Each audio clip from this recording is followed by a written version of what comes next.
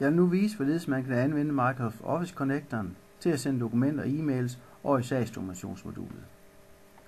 Jeg åbner først et skema, jeg vil udfylde, i det her tilfælde et skema til kundetilfredshedsoplysninger.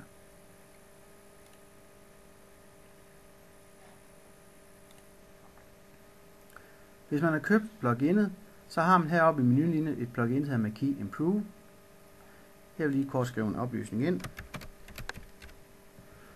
Og når jeg klikker på pluginet, så får jeg her mulighed for at eksportere dokumentet direkte over i sagsdokumentationsmodulet.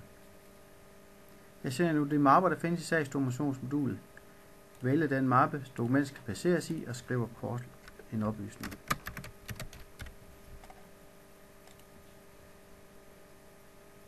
Dokumentet er nu eksporteret over i sagsdokumentationsmodulet. Jeg har også mulighed for at eksportere e-mails over i sagsdokumentationsmodulet. Igen har jeg heroppe i menulinjen pluginet Marquee Improve. Når jeg klikker på det, får jeg mulighed for at eksportere hele e-mailen eller kun det vedhæftede.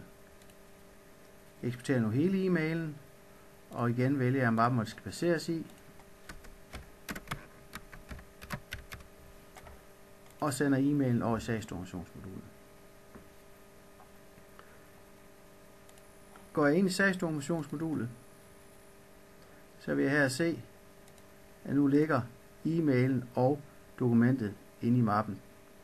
Jeg kan lige prøve at åbne e-mailen. Så ser man her hele e-mailen. Hvis I er interesseret i at købe modulet, koster det 5.000 kroner. Kontakt mig.